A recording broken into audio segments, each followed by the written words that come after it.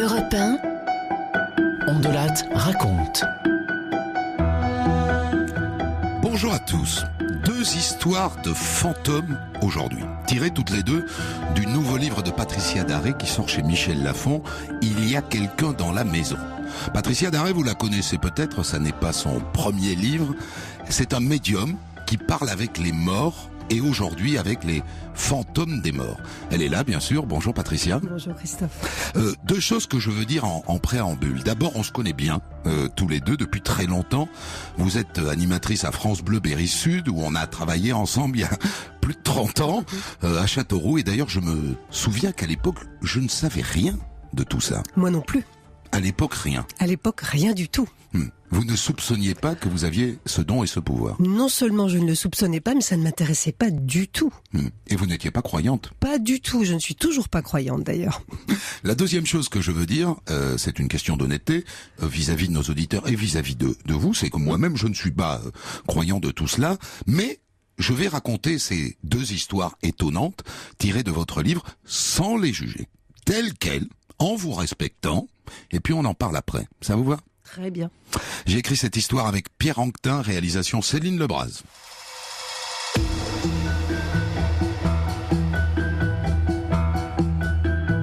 Donc elle s'appelle Patricia. Patricia Daré. Elle a 59 ans, elle est veuve, son mari décédé, Jean-Paul, était un grand avocat de Châteauroux. Elle vit dans la campagne berrichonne, elle a un fils de 22 ans. C'est une dame élégante, grande, mince, des jolis yeux noisettes, des cheveux courts, noirs, et une voix qui fait fantasmer les habitants de l'Indre depuis plus de 30 ans. À Châteauroux, Patricia est une star. Pensez donc, elle est à RBS, comme on disait, France Bleu Berry Sud, depuis le début, 1982. Elle a réveillé et accompagné des générations de berrichons. Et donc c'est une voix qui entend des voix.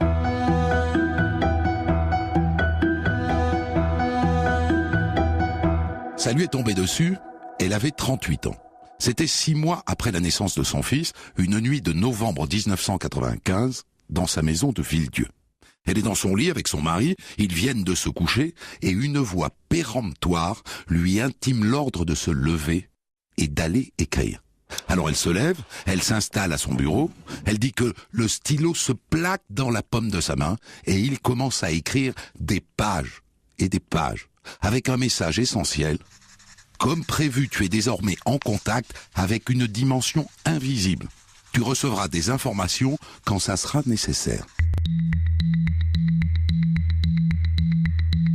Et à partir de là, elle se met à avoir des visions. Elle voit des morts et elle leur parle. Tout d'abord, j'ai une sensation de malaise. Ça me déstabilise physiquement. Ensuite, je ressens un caractère, de la tristesse, de la colère, de la joie, de l'ironie. Et ensuite, enfin, se dessinent des traits. Donc je vois c'est un homme, une femme, et je vois un physique. Il y a des défunts qui sont super sympas, puis il y a des défunts qui sont des vrais salopards, il faut fermer la porte immédiatement. C'est comme ici, en fait. Elle entend des voix, elle a des visions, et les voix lui donnent des missions à accomplir. Par exemple, faire passer des messages aux vivants de la part des morts. Les gens me contactent et puis je ressens si je peux faire ou pas, parce que tu peux pas toujours faire. Et puis, si je peux faire, je fais, volontiers. Ça fait 20 ans que ça dure, 20 ans qu'elle fréquente des fantômes dans des maisons hantées. Le fantôme, je ne le compare pas au défunt qui vient me voir. Le fantôme, c'est une espèce de personnage rémanent dans des lieux, sur des endroits particuliers. Il est enfermé là depuis des siècles, il tourne en rond, il refait les mêmes gestes, sans pour autant nous percevoir. Vous y croyez ? Moi j'ai du mal. Mais le plus honnêtement du monde, sans commentaire aucun, je vais vous raconter 2 de ces histoires. Et puis vous verrez. En novembre 2014, Patricia reçoit un mail. Une mère de famille de la Creuse, Gaëlle. Avec son mari Jean-Paul et ses 2 enfants, Anna et Noah, ils viennent d'emménager dans une maison en pleine campagne, entre Guéret et Aupusson. Ils arrivent de la région parisienne, elle a fait un burn-out, Jean-Paul a obtenu une mutation dans la Creuse, ils se sont mis au vert. Et depuis un mois, il se passe dans leur maison des choses bizarres.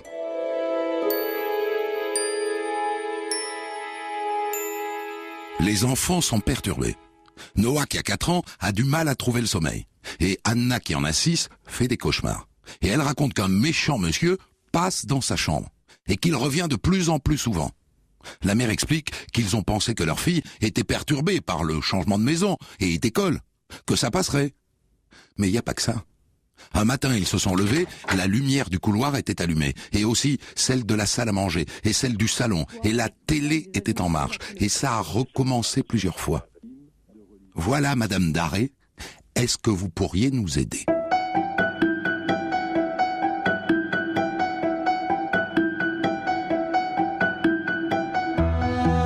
La Creuse, c'est tout près de chez Patricia. Alors elle dit à Gaël qu'elle viendra samedi prochain. Dites-moi si ça vous ennuie, hein. Mais il faudra peut-être que je dorme chez vous, samedi soir. Pour mieux me rendre compte. Ah ben ça nous ennuie pas du tout. Au contraire. On vous attend. Europe 1, Ondelat raconte.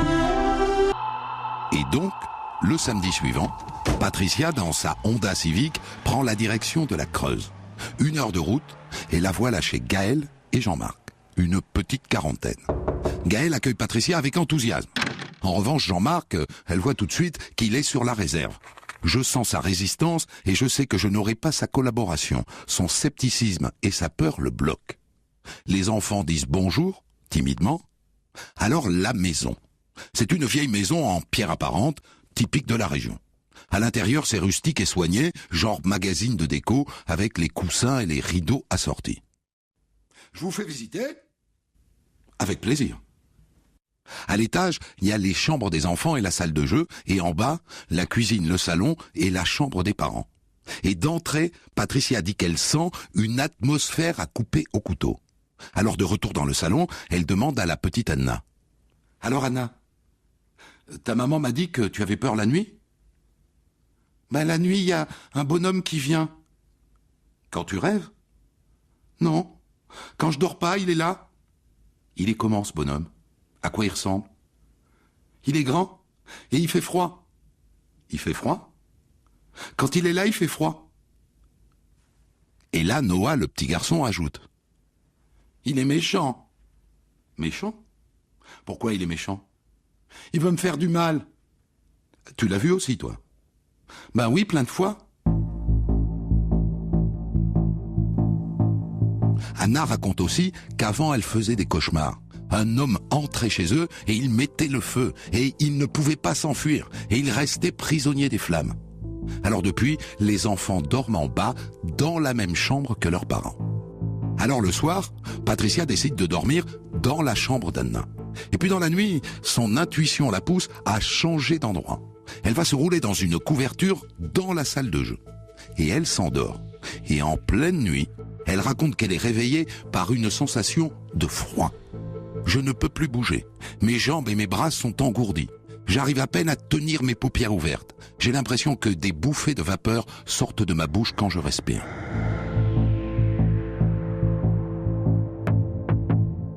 Et elle aperçoit une silhouette, immense, 3 mètres de haut.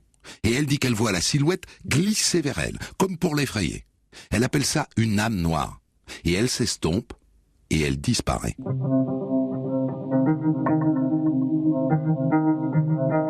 Le lendemain matin, elle ne dit rien. Elle demande juste si elle peut revenir le soir. « Bien sûr, dit Gaël. » Et le soir venu, elle s'installe dans la chambre d'Anna et elle s'endort comme un bébé. Et elle se met à rêver. Et elle se voit dans la pièce principale de la maison, mais autrefois. Le sol est recouvert de paille, il y a un coffre, une table en bois et 2 bancs. Sur l'un des bancs, il y a un homme qui est en train de tailler un bout de bois. Et debout près de la cheminée, il y a une femme. Et les enfants qui jouent entre les portes. Patricia aime bien l'histoire. Et à son avis, ça se passe au XVIIIe siècle. Et dans son rêve, à un moment, une silhouette apparaît dans l'encadrement de la porte. Un journalier, un misérable, qui se met à hurler sur l'homme assis sur le banc, lequel se lève, l'empoigne et le chasse. Et le manant part en vociférant. Et puis maintenant, c'est toujours son rêve, hein. Elle est à l'extérieur de la maison, et la maison est en feu, et toute la famille est prisonnière à l'intérieur. Et le misérable est dans la cour, c'est lui qui a mis le feu. et elle se réveille en sursaut avec l'impression d'étouffer. Au petit déjeuner, elle raconte tout ça à Gaël, mais à voix basse. Elle a compris que Jean-Marc ne la croirait pas. « Vous allez rester avec nous, hein ? » ?»« Pas forcément. Mais rassurez-vous, maintenant que je suis connecté à cette histoire, c'est un peu comme si je la transportais avec moi. Je n'ai pas besoin d'être ici pour y travailler. N'ayez crainte. » Mais Patricia revient quand même le week-end suivant. Et pour la 3e fois, elle s'installe dans la chambre d'Anna. Et elle est en train de somnoler quand elle entend un craquement. Et puis elle sent le froid qui tombe et de la vapeur qui sort de sa bouche. Et devant elle, elle dit qu'elle voit le manant, le misérable, qui dans son rêve a mis le feu à la maison. Elle peut le décrire. Roux, avec un nez camus, des petits yeux, un visage buriné et marqué par la pauvreté. « Pourquoi voulez me chasser ?»« Ah mais je n'ai aucune mauvaise pensée contre vous. Je veux pas vous chasser. Comment vous appelez-vous ?»« Jaco. C'est pas moi qui ai pris le soc. »« Quel soc ?»« Le soc de la charrue de Jeannot. Il m'a accusé de l'avoir volé. J'ai dit que c'était pas moi. C'est Vicaire qui l'a pris. Mais Jeannot, il n'a rien voulu entendre. Il m'a renvoyé quand même. Alors que c'était pas moi. Alors, le soir, je suis revenu, j'ai tout fait brûler. Sa ferme et lui dedans. Et est-ce que ça vous a apaisé ? Ah non. La paix n'est pas dans ce monde pour moi. Le bon Dieu et la bonne dame m'ont abandonné. Je sais, moi, que ça n'est pas vous qui avez pris le soc. Je vous crois. Je veux plus être chassé. Vous ne le serez plus. 2 semaines plus tard, Patricia est chez elle, il est 3h30 du matin. Au sujet de cet horaire, elle écrit « C'est souvent l'heure choisie par les entités pour se manifester. Il semblerait qu'à cette heure-là, un pont se forme entre nous et les autres dimensions. » Bref, elle se réveille en sursaut. Et elle dit que Jaco, le manant rouquin, est planté devant elle, bien habillé et coiffé d'un chapeau noir. « Je m'en vais. »« C'est bien.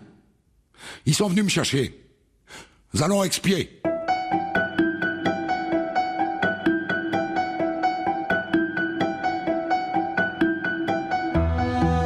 Aux dernières nouvelles, Jaco n'a jamais remis les pieds dans la maison de la Creuse.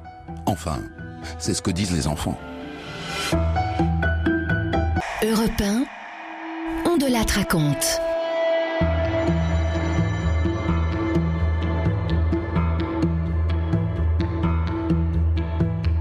Je vous raconte aujourd'hui 2 histoires tirées du livre de Patricia Daré, « Il y a quelqu'un dans la maison » qui vient de paraître chez Michel Lafon.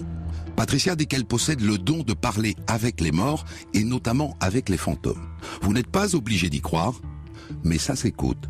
Je vous ai raconté une première histoire dans la Creuse, une famille dont les enfants étaient perturbés par la présence d'un fantôme. Voici la 2e histoire qui se déroule dans un château hanté du Poitou.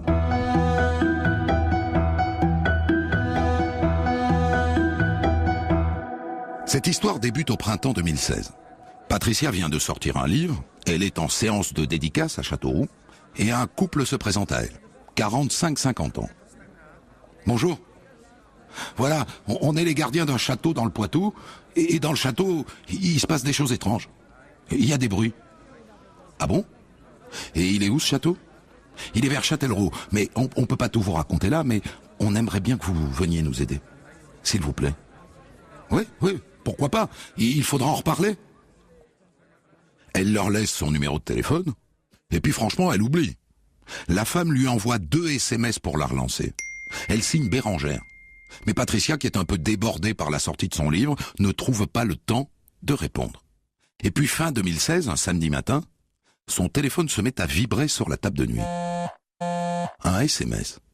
Ce château vous veut, ce château vous appelle, venez.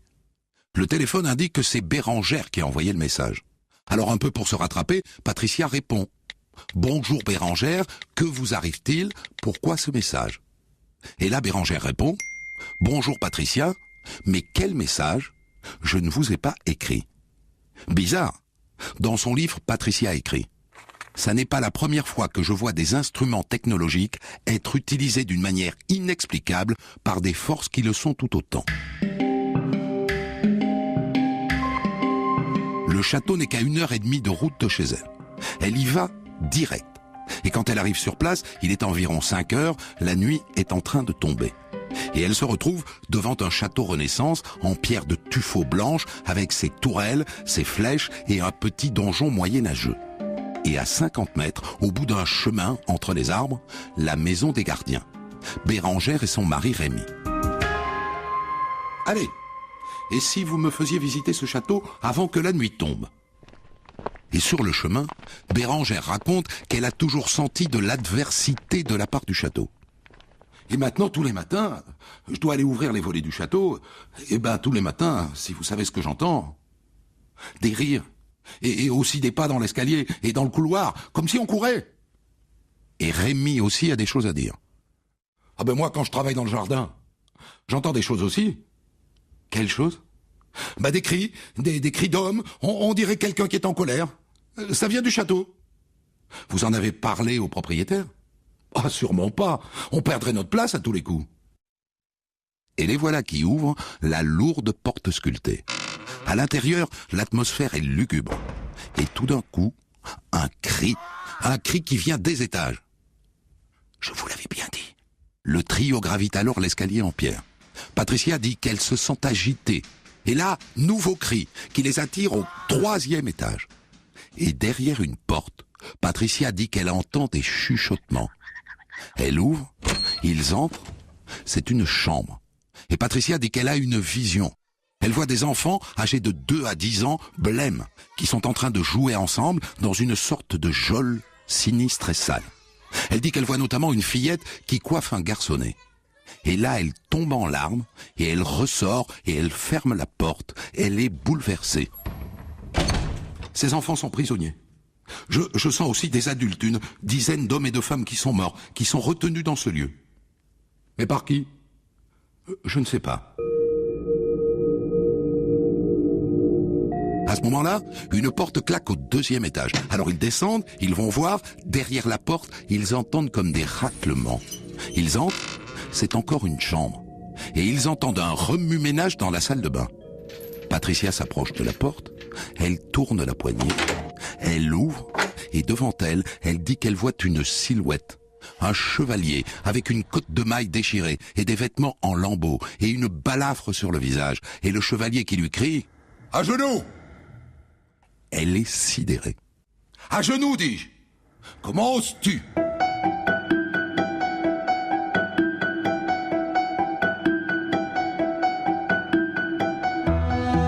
Notez que Bérengère et Rémy ne voient rien de tout ça. Ils n'entendent rien non plus. Ils ne voient que Patricia à genoux devant le lavabo. C'est donc lui, le seigneur des lieux, la terreur du château. Mais qui est-il ? Et ils en restent là, et ils quittent le château. On de Lattre raconte sur Europe 1. Europe 1. On de Lattre raconte.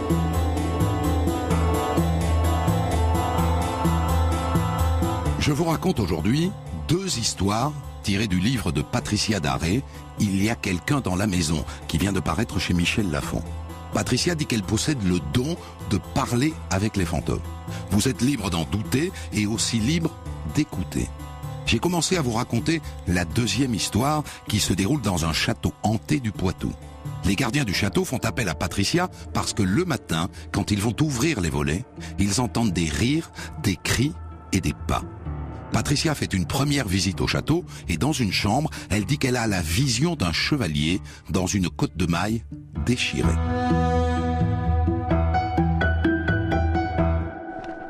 Et en revenant vers la maison des gardiens, elle leur raconte ce qu'elle a vu. Et autour d'une tasse de thé à la bergamote, elle leur explique sa méthode. Il faut essayer de comprendre ce que veut le chevalier, de savoir pourquoi il est en colère. Vous connaissez l'histoire de ce château ? J'ai une notice historique, je l'ai rangée quelque part.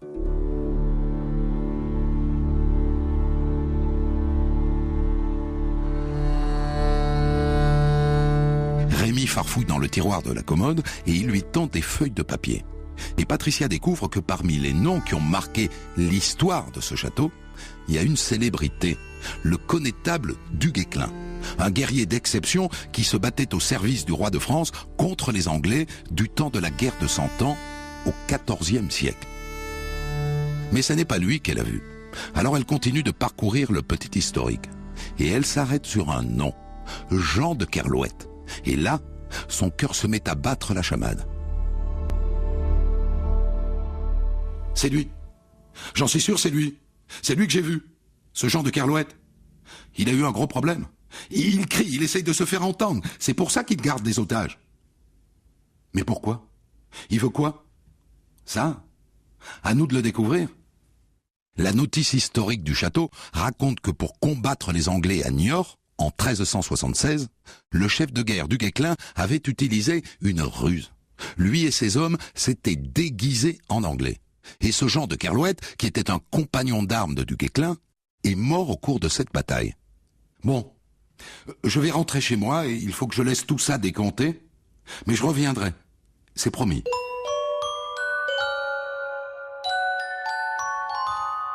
Et Patricia reprend la route de Châteauroux. Et au bout de 3 ou 4 nuits, elle se met à rêver de bataille, elle voit du Guesclin à la guerre. Et un soir, vers 10h30, elle a une vision. Elle voit de Kerlouet, déguisé en Anglais, se battre comme un diable contre ces bougres d'Anglais. Et elle le voit qui reçoit un grand coup d'épée sur le crâne. Et qui meurt sur le coup. Et qui l'a tué? C'est pas un Anglais, c'est un Français. D'après ce qu'elle voit, Jean de Kerlouet, déguisé en Anglais, a été tué par l'un des siens. Et pour elle, c'est limpide. Jean de Kerlouet s'estime trahi, voilà pourquoi il hurle depuis près de 600 ans. Alors le samedi suivant, Patricia revient au château. Et elle raconte ses rêves à Bérengère et Rémy. Et elle les entraîne dans la chambre où elle installe un guéridon. Et ils s'assoient tous les trois autour du guéridon. Il arrive. Et Patricia dit qu'elle voit Jean de Kerlouet. Et elle lui dit: « Soyez en paix. La guerre est finie. Pourquoi êtes-vous en colère? On m'a trompé. Vous voulez dire que c'est l'un de vos hommes qui vous a blessé? Oui. Il va falloir partir maintenant. De l'autre côté, vous aurez des réponses. Et il ne sert à rien de rester ici. Je suis ici chez moi. Ça n'est qu'une demeure de pierre. Celle qui vous attend est tellement plus vaste et tellement plus belle. Acceptez de suivre ceux qui vous attendent. De quoi avez-vous besoin? Je sais pas. De vos prières. Alors nous allons prier pour vous. Mais il faut aller vers la paix.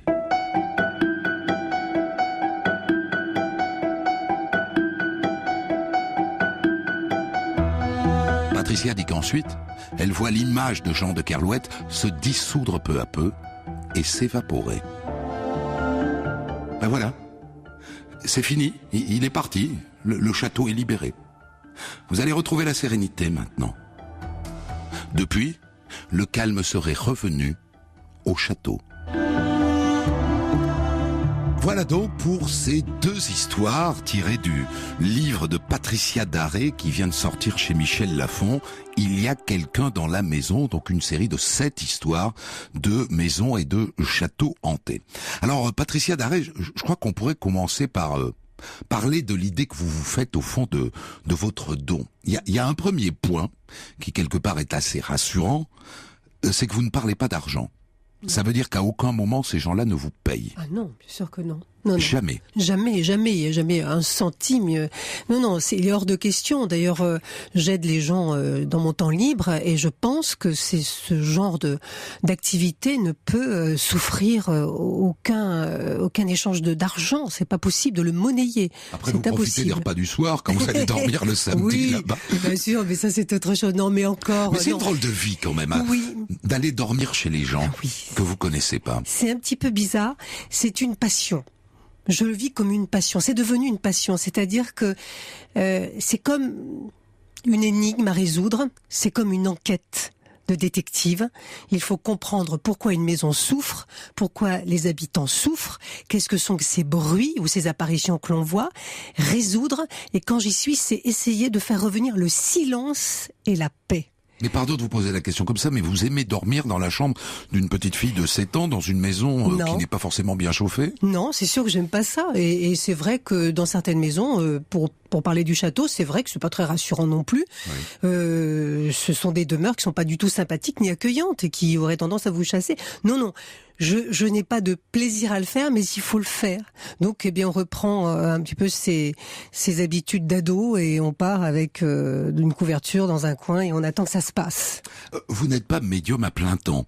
Donc vous avez conservé votre métier d'animatrice à la radio et ça occupe quelle part de votre vie au fond? Alors je vais vous dire, Christophe, je crois qu'on ne peut jamais être médium à plein temps. Ah il y a des gens qui consultent de 9h à midi, oui. De 14h à 19h. À 100 balles l'heure. Je redis les choses et je vais encore m'attirer des foutres, certainement. On ne peut pas être médium à plein temps puisque c'est ce qu'on appelle la médiumnité, c'est cette capacité de capter des fulgurances n'arrive que très rarement dans la journée.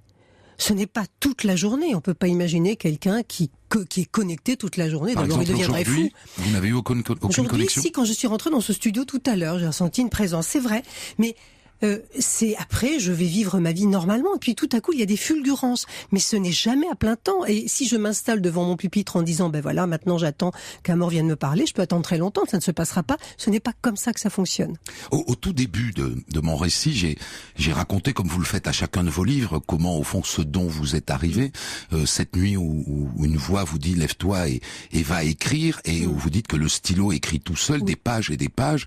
Il dit quoi ce premier message? Le premier message me dit ça y est, maintenant comme prévu, tu vas pouvoir être, on va dire, je me souviens plus des mots parce que je me suis débarrassée de la feuille, je l'ai déchirée, elle m'a fait peur cette feuille. Ah, vous ne l'avez pas gardée? Non, parce que je l'ai emportée avec moi chez le psychiatre le lendemain, parce que je suis allée consulter un psychiatre dès le lendemain pour me rassurer, parce que j'avais vraiment très très peur d'être passée à la folie. Et cette feuille me gênait, je me disais qu'est-ce que c'est, d'où ça vient, qui écrit? Et je m'en suis débarrassée, comme avec une espèce de superstition. Mais est-ce que la feuille disait pourquoi vous? On me disait que c'était le moment comme prévu. Et moi, je comprenais pas le comme prévu. Parce qu'on vous avait jamais prévenu. Mais jamais. Et puis j'étais vraiment... je sais que vous me connaissez depuis longtemps. J'étais vraiment très très loin de cela. J'étais dans un monde matériel. J'étais plutôt matérialiste. Je suis pas une mystique. Je suis pas croyante du tout. Donc j'étais vraiment très très loin de cela. Et on me dit, voilà, maintenant c'est le moment. Comme prévu, on t'avait prévenu. Quand? Je ne sais pas, où, je ne sais pas, j'aurais été prévenue. Moi, je n'en ai aucun souvenir conscient. Eh bien, maintenant, voilà, tu vas pouvoir te aider les autres et être attentive à ce qu'on va t'envoyer et transmettre ce qu'on t'envoie. Mais sauf que moi, je ne sais pas ce que c'est que ça et ça me dérange beaucoup et surtout, ça prend de la place dans ma vie et ça ne m'arrange pas beaucoup. On va marquer une pause, reprendre ces deux histoires dans l'ordre. La première dans la Creuse, la deuxième dans le Poitou. À tout de suite. Europe 1. On de la raconte. Je vous ai raconté aujourd'hui deux histoires de fantômes, de morts qui viennent hanter le monde des vivants, tirées toutes les deux du dernier livre de Patricia Daré. Il y a quelqu'un dans la maison qui vient de paraître chez Michel Lafon. Et on va donc, Patricia Daré, débriefer ces deux histoires comme je le fais tous les jours. On va commencer par la première qui est donc dans la Creuse, l'histoire de cette maison où vit ce couple depuis quelques mois, dont les enfants sont perturbés par un méchant monsieur qui les empêche en gros de dormir la nuit et qui allume les lumières pendant la nuit et la télévision. Alors ce qui est intéressant d'abord, je trouve, dans cette histoire, c'est que parmi les gens qui font appel à vous, a priori la maman est croyante, elle a lu vos livres peut-être, et le papa pas du tout. Pas du tout, il est plutôt hostile. C'est habituel ça? Oh oui, chez les hommes, beaucoup. C'est-à-dire qu'on me voit arriver, on me regarde comme une poule regarde un couteau. C'est-à-dire on se dit, tiens, qu'est-ce qu'elle vient faire celle-là? On va voir. On me regarde un peu avec défiance. Mais vous dites les hommes plutôt? Oui, parce que je pense qu'il y a deux énergies différentes. L'énergie féminine est plus ouverte. Et l'homme est rationnel. Et l'homme est beaucoup plus, on va dire, entre guillemets, psychorigide pour la plupart, beaucoup plus rationnel et surtout planque ses peurs beaucoup plus hermétiquement que les femmes. C'est-à-dire qu'une femme qui a peur va me dire... Écoutez, ça me fait un peu peur, mais je veux bien regarder avec vous. Un homme ne dira pas qu'il a peur, même s'il l'a, il va planquer tout ça dans sa psychorigidité et me dire qu'il est sceptique. Alors l'homme, à la fin de l'histoire, quand le fantôme est parti, il devient croyant ou... Non, il me dit, oui, effectivement. Effectivement, je dois dire qu'il y a des résultats, mais est-ce que c'est ça ou autre chose? Parce que c'est toujours ce qu'on me dit quand on est sceptique. C'est-à-dire qu'il s'est passé, il y a des résultats, parce que le challenge, en fait, dans ces histoires, c'était que quand je pars, il fallait que les enfants puissent redormir dans leur chambre et que la maison soit en paix et harmonieuse. Et les gens qui sont vraiment sceptiques ne me diront jamais « Ah, c'est incroyable, je vais y réfléchir ». On me dit « Est-ce que c'est ça ou autre chose ?» Bon, pour dire, bon, allez, on va pas complètement s'abandonner. Alors donc la solution de cette histoire, c'est qu'un pauvre bougre a mis le feu à cette ferme il y a 2 siècles, il a brûlé toute une famille. Alors moi, ce qui évidemment me manque pour être croyant, c'est que vous soyez allé aux archives de la mairie de ce village de la Creuse pour retrouver la trace de cet incendie qui aurait ravagé cette ferme. Si vous êtes capable de me dire aujourd'hui, oui, cette ferme a brûlé il y a 2 siècles, alors à ce moment-là, je deviens croyant. Bien sûr, je comprends bien. C'est ce que j'avais demandé, c'est ce que je demande d'ailleurs aux gens qui ont des soucis de ce genre, c'est de chercher dans les archives. Et Gaëlle me dit, je n'ai rien trouvé. Je n'ai rien trouvé. Elle a cherché. Je lui ai demandé de chercher. Et toujours, je demande, est-ce qu'il y a des archives? Quelle est l'histoire de cette maison? Quel est le lieu? Quel était le lieu sur lequel elle a été construite? Y a-t-il des témoignages? Il faut toujours aller chercher dans l'histoire. Mais vous n'avez pas envie, ça, parce que je pense que même des experts en bâtiment, en grattant dans les murs, trouveraient des traces, éventuellement, d'un incendie. Il y a une manière technique de confirmer votre histoire, ce qui pour vous serait une victoire formidable. C'est arrivé. Il y a des histoires où il y a eu confirmation par la découverte dans des archives de l'INRAP, donc chez les archéologues, des noms qui avaient été cités au cours d'une séance paranormale. Oui. De morts qui étaient revenus, qui avaient donné leur nom totalement méconnus, qui étaient de simples citoyens et qui sont retrouvés 6 mois plus tard par des archéologues dans leurs archives. C'est arrivé une fois. Alors il y a une autre lecture possible de cette histoire qui est dans cette chose que les psychanalystes ont explorée depuis longtemps, qui est le non-dit. Au fond, quand on emménage dans une maison, qu'on loue une maison, on ne se rend pas compte, mais entre l'agent immobilier, les voisins, les gens du village, il y a des petites phrases qui passent, des petits mots. Ah, vous habitez la maison. Ah, oui, avec quelque chose qui laisse entendre qu'il s'est passé un truc auquel les enfants auraient pu assister. Et ce qui n'enlève rien à l'idée que finalement vous pacifiez les choses, mais qu'au fond, ils soient victimes d'un non-dit, d'une peur enterrée. Alors, évidemment, c'est la question que je leur ai posée. C'est-à-dire, quand on achète une maison, il faut déjà s'intéresser à ce qu'en dit le quartier. Oui. Qui était là, qu'est-ce qu'on en dit de cette maison? Est-ce qu'elle est bien? Est-ce qu'elle est pas bien? Est-ce qu'elle porte de bonnes ondes ou pas? Et là, à chaque fois, ils m'ont dit que effectivement, s'ils l'ont acheté, s'ils ont déménagé, c'est parce qu'ils étaient sûrs que la maison était bonne et que l'endroit était paisible.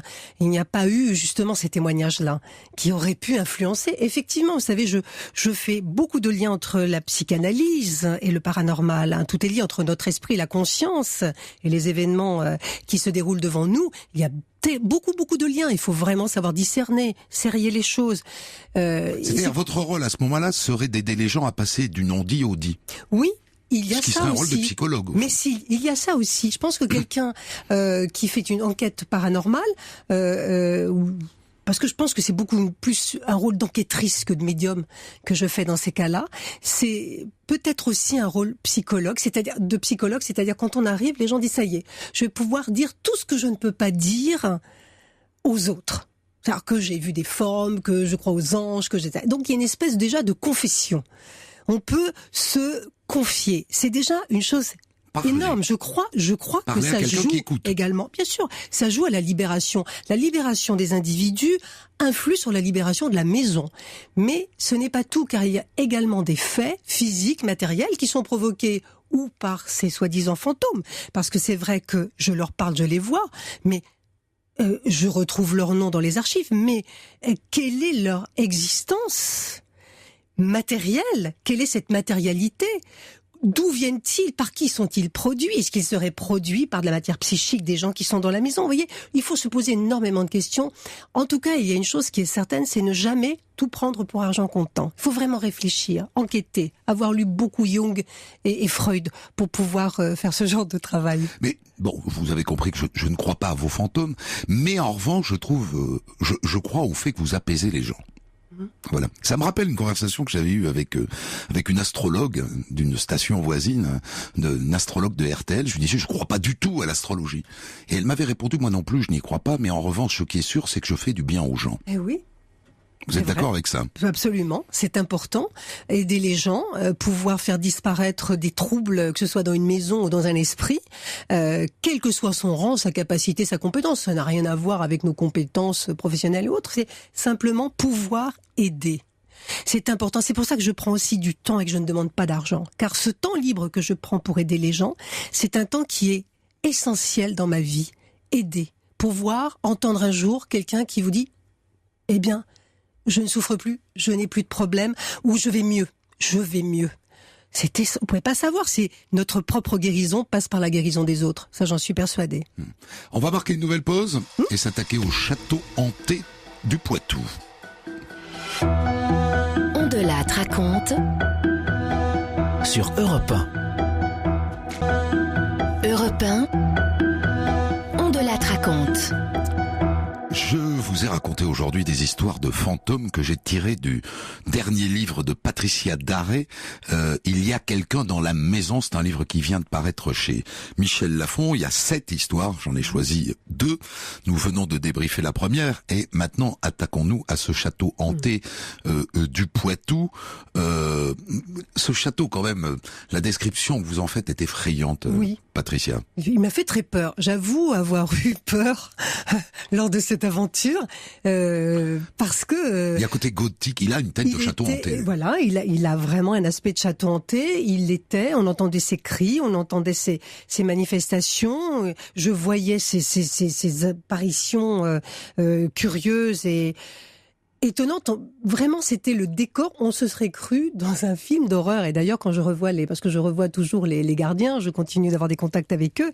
Et on se dit, quel moment incroyable nous avons vécu là. Mais vos histoires ont toujours lieu dans des vieilles maisons, des vieux châteaux, oui. Où il vous arrive d'aller dans des médiathèques de 2015 oui, non, dans des HLM. Et des HLM. Non, oui. Ça m'est arrivé dans une HLM de Bourges, où tous les meubles volaient, les tables se déplaçaient, et il y avait c'est plutôt dans les maisons anciennes. Mais souvent, c'est les maisons anciennes où il y a des mémoires. Il faut qu'il y ait des mémoires. La maison qui a des mémoires, qui a enregistré des tonnes d'événements, de vie, des lieux qui sont chargés, qui ont vécu, ou des drames, ou des choses fortes. Mais vous-même, vous habitez une gentilhommière. Oui, c'est vrai. Vous avez trouvé du vivant dans cette gentilhommière. Mais je pense qu'elle est toujours habitée. Je pense que depuis le jour où je suis rentrée dans cette maison, donc il y a plus de 30 ans, j'ai l'impression qu'elle m'a dit « tu es chez toi ». Je le dis d'ailleurs. Je suis rentrée dans cette rue, c'était une ruine à l'époque. Je me suis sentie chez moi, elle m'attendait. Je crois aux maisons qui attendent. Et je crois aux maisons prédestinées. Je crois aux maisons qui sont là pour nous aider à vivre ou à nous aider à évoluer ou par des épreuves ou par des bonheurs. Je crois. Vous ne pourriez pas vivre dans une maison neuve. C'est difficile. J'y vivrais bien sûr, mais ça serait beaucoup plus difficile. Bon, revenons à notre château. Alors, dans notre château, le cas de figure est très différent de la maison de la Creuse, parce que là, c'est un château qui a une histoire qui est écrite et à laquelle vous pouvez accéder.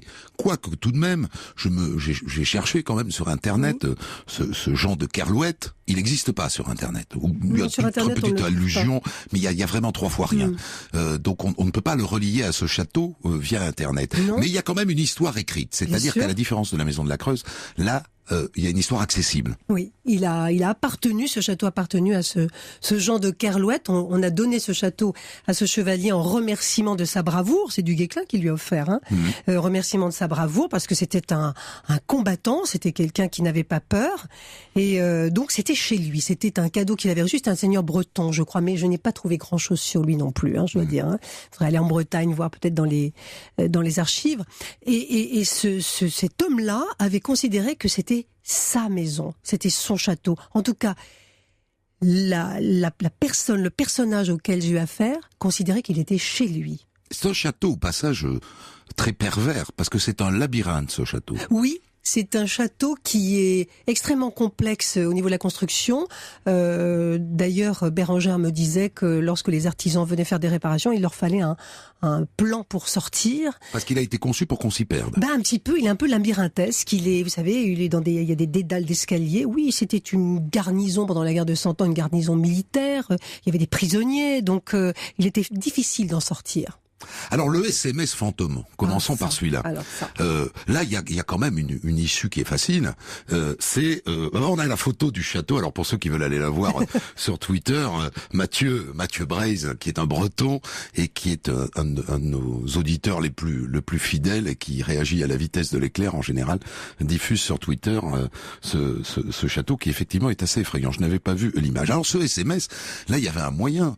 Vous alliez chez Orange, vous demandiez l'assistance d'un ingénieur, d'un technicien. D'où vient ce SMS? Mais il venait de Bérengère. Le problème, c'est que c'était bien Bérengère qui aurait dû l'envoyer. Il n'y avait pas. Mais elle ne l'a pas écrit. Elle ne l'a jamais écrit et elle a eu très peur. Quand j'ai communiqué avec elle en disant pourquoi m'envoyez-vous ce message, Bérengère me dit mais quel message? Ne me dites pas que vous avez reçu un message. Ça continue, vous me faites très peur. Ça continue. Et là, je comprends que ce n'est pas elle. Et je comprends qu'il se passe quelque chose de très curieux, à tel point que quand je pars, j'ai un peu la trouille. Je me dis, qu'est-ce qu'il m'attend? Va-t-on me tendre un piège? Donc je préviens des proches, une amie, pour ne pas la nommer, la maman d'Alexandre Astier, qui est ma meilleure amie, et je l'appelle et je lui dis, je pars dans un château, s'il m'arrive quelque chose, je veux que tu saches où je suis, car je ne sais pas si je vais revenir. J'ai peur de tomber dans un guet-apens. Parce que je ne savais pas ce que ça voulait dire cette histoire-là. Et il arrive souvent, et aujourd'hui de plus en plus les chercheurs dans le paranormal peuvent expérimenter ces choses-là, il arrive souvent qu'il y ait des messages ou enregistrés ou des SMS qui n'ont, alors là il y avait une provenance parce que c'était Bérengère, mais qui n'ont pas de provenance. Ça alors, arrive. Le fait que Jean de Kerlouet, compagnon de guerre donc de Duguesclin, ait été tué par un Français alors qu'il était déguisé en Anglais, c'était connu ou pas? Par l'histoire de France? Non. Donc ça, c'est une pierre que vous apportez? Oui, c'est quelque chose que j'entends et qu'il me dit. Mais moi, je ne le sais pas puisque je découvre même son existence et cet épisode de New York que je ne connaissais pas non plus, je ne connais pas cette histoire. Et lui dit, j'ai été tué par l'un des miens. Et puis en faisant des recherches après, on découvre que dès qu'il est mort, Duguesclin récupère le château et l'habite. Avec une promptitude incroyable. Et j'ai fait, là, après, c'est ma déduction, mais elle est vraiment personnelle. Est-ce qu'on n'a pas profité, évidemment, de la mort de ce chevalier pour récupérer le bien qu'on avait donné. Oui, qu'on avait donné. Reprendre d'une main ce qu'on avait donné. Et je me dis, peut-être que pendant cette période de cette guerre de 100 ans, où on ne savait plus qui étaient les alliés, qui étaient Bourguignon, qui étaient avec le roi de France, c'était tellement, il y a eu une période de confusion extrême, peut-être qu'on ne savait plus qui était avec qui, et qu'il y a eu beaucoup de traîtrises, même dans les équipes qui combattaient les Anglais. Alors, votre argument, c'est ce qu'on retrouve déjà dans la première histoire, est de dire aux gens, en gros, qu'il faut qu'ils finissent leur voyage, ils sont morts, mais il n'y a pas de raison qu'ils restent là, et qu'il faut qu'ils aillent de l'autre côté. Il faut finir le voyage. Il faut partir pour que nous puissions nous finir le nôtre. Enfin, mais vous n'êtes pas croyante, vous l'avez dit. Ah ben non, je suis pas pas du tout. Non. Et donc l'autre côté, c'est quoi? Mais je n'en sais rien. Je n'en sais rien. Je sais qu'il y a un autre côté parce qu'on n'arrête pas de me le dire. On me dit je suis de l'autre côté. Je pense qu'il y a des autres côtés. Je pense qu'il y a... Alors moi, je me rallie un petit peu plus à la physique quantique et peut-être ces multivers dont on parle, ces dimensions quantiques peut-être... sont ces autres côtés-là dont on parle, mais ça reste quand même un grand mystère. Nul ne peut décrire ce qui se passe de l'autre côté, ou nous raconte ce qui se passe de l'autre côté. Mais moi, je ne l'ai jamais vu, je ne peux pas le décrire. Et en fait, il semblerait en tout cas que tous ceux qui restent ici et qui reviennent nous hanter doivent finir leur voyage pour nous permettre de finir le nôtre. Parce que les gens qui vivent des hantises sont hantés à leur tour et hantent à leur tour. Vous savez, il y a les maisons que l'on possède, les maisons qui nous possèdent, et puis il y a les lieux qui sont hantés, les lieux que l'on hante, sans s'en rendre compte. On est toujours le fantôme de quelqu'un. Et je me dis que pour que la boucle soit bouclée, il faut que tout le monde continue le voyage. Ce qu'il y a d'intéressant avec vous, c'est que d'une certaine manière, on aimerait que vous soyez complètement folle. Et je suis, rassurez-vous. Et vous nous ramenez à la rationalité à la fin de vos phrases, systématiquement. Enfin, oui. Vous essayez. Mais c'est pas que j'essaie, c'est que je pense que je suis quelqu'un de rationnel. Alors ça va vous paraître curieux, Christophe, mais je suis quelqu'un d'extrêmement cartésien et rationnel. Je suis restée rationnelle et cartésienne. Je n'ai pas changé, je ne suis pas devenue mystique, je ne vois pas les anges qui descendent du ciel. Je vis des expériences inexplicables Maintenant, je vois des choses, j'entends des gens, je vois des matérialités différentes. Je transmets des messages qui sont à chaque fois corroborés, qui sont effectivement confirmés, mais je n'en ai pas d'explication. Vous devez être envahi de demandes. Oui. Harcelé. Vous faites comment pour choisir? Eh bien, je ne choisis plus. Il y a un moment où on est tellement envahi qu'on ne peut pas. On fait de son mieux. On prend quelques personnes, mais on ne peut plus répondre. Moi, je ne peux plus. Donc, je suis toute seule. Je continue de travailler. Ce n'est pas un métier. C'est une passion. Donc, je fais ce que je peux, comme dirait l'autre. Je renvoie à votre livre, Patricia Daré, qui vient donc de paraître chez Michel Lafon. Il y a quelqu'un dans la maison. Merci beaucoup. Merci Christophe. Demain, je re-raconterai l'histoire de Denise Labbé. Alors ça, c'est quelque chose auquel il va falloir vous habituer. Je vous ai déjà raconté des histoires, mais c'était au tout début de cette émission. Et je suis pas content de la manière dont je vous les ai racontées. Et donc, j'ai décidé de les réécrire. Et donc, pour demain, je vais vous réécrire l'histoire de Denise Labbé, qui tue sa petite fille de 2 ans à la demande de son amant dans les années 50. Je vais m'y coller dès la fin de cette émission.